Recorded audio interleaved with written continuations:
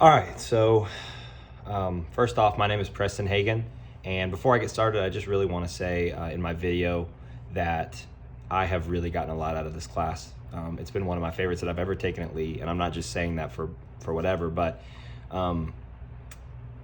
as a business management major, and as somebody who has aspirations to be in a leadership position in the future, the way that this class has taught me how to go about different situations and how to lead, the way that Christ asks us to lead, and some of the tools that we can use and carry with us to do that, it has been some of the most impactful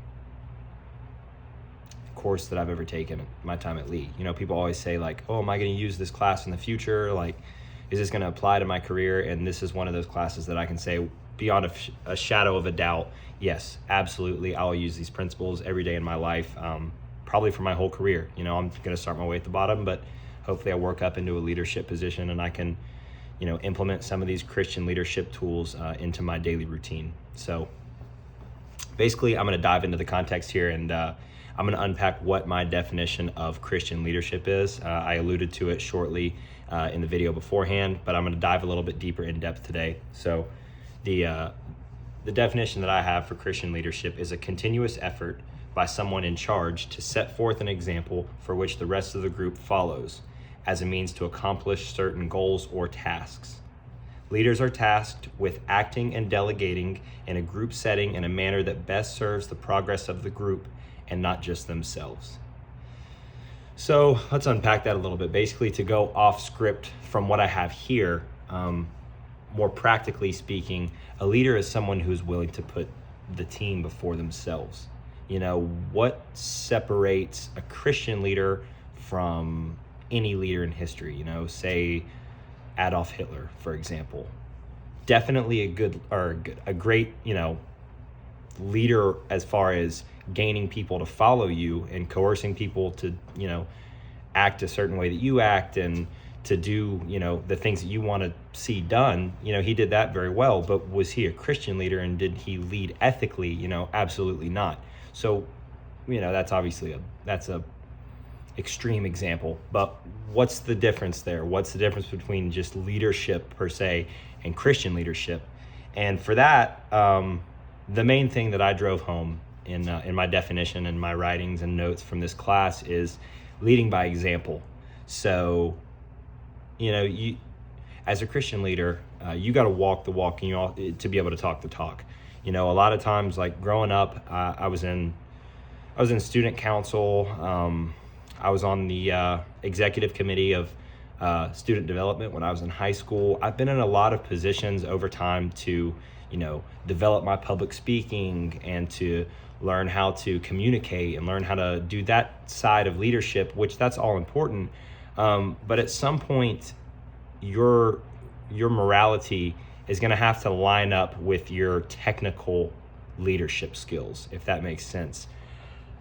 You know, everything, you know, the old quote goes, what's done in the dark will be brought to the light. Well, if you're a corrupt leader and you're doing things the wrong way, but you're still implementing like all these great tactics, and you're a great speaker, and, you know, you're a great communicator, and you pretend like you care about people when in reality you just care about yourself, ultimately that's going to be a train wreck for yourself and for the group. You're really just going to end up tearing your own job apart. You're going to tear your life apart. I mean, you know, you can tear your family apart, or the business, or whatever the setting is. You're going to cause damage in some way, shape, or form if you're, you know, acting corrupt, or if you're not following God's principles. So what makes a Christian leader different than a regular leader? Leading by example, following God's word and God's outline, and, you know, mimicking the way that Jesus led. That's a great example, because Jesus was the greatest leader that's ever lived. You know, he's got billions and billions of people that have followed him and that have believed, you know, his ministry for centuries now, you know. So even if you're not a Christian, you can still acknowledge, well, Jesus Christ is the single greatest, you know, human leader that's ever lived, because he's gotten so, he's stirred up the world in such a way that, you know, you can't deny that. Even if you don't believe the things he said, gosh, he was still, you know, he was still a crazy, famous person. If you're not a Christian, that's how you would think of him. But anyway, Jesus is the best example of leadership that we have ever. And in Scripture, it just kind of reiterates the way that he led. And the verse that I chose for Christian leaders to follow and to chew on kind of a template for how the Lord wants us to lead and how the Lord wants us to act in leadership roles is 1 Timothy 4:12. And I'll read that for us. It says, "Don't let anyone look down on you because you are young, but set an example for believers in speech, in conduct, in love, in faith, and in purity." One more time, I'll read that. "Don't let anyone look down on you because you are young, but set an example for the believers in speech, in conduct, in love, in faith, and in purity." The second part of that verse is the verse that really applies to what I think a Christian leader should be. Love, faith, purity, conduct. Those are pillars. Those are important to the leadership style. Speech, you got to watch how you talk. You got to watch your mouth. And sometimes that's something that I struggle with, and something that I've, got to develop as a leader over the time is I can snap off at people and I can say things that I don't mean. And, the word says that the tongue is powerful. So as a leader, you have to be able to control your speech, no matter what your emotions are, whether you're happy, you're sad, you're angry. You got to learn how to say the right thing at the right time, because words can really, really do damage if you're not careful. The second piece there is conduct. So that one's pretty self-explanatory. We kind of already talked about that. There's leaders that have led, tyrannical governments, and their conduct has been horrible, and they've killed people, and they've, conquered lands and taken people in as slaves, and they've done all these terrible things, and yet they were still somehow able to have this mass following and have so many people look up to them and respect them. But at the end of the day, their conduct did not line up with, the way the word describes the way a leader's conduct should be. And the question's got to be asked, at what point does your poor conduct, at what point does that catch up to you? You reap what you sow. And if your conduct is not in the right place as a leader, it's going to catch up to you sooner than later. The third piece there is love. You got to love what you're doing. You got to love your mission statement. You really got to have a purpose for why you do what you do. And you got to also love people. The word calls us to love God and love people. Those are the two greatest commandments. We got to love God.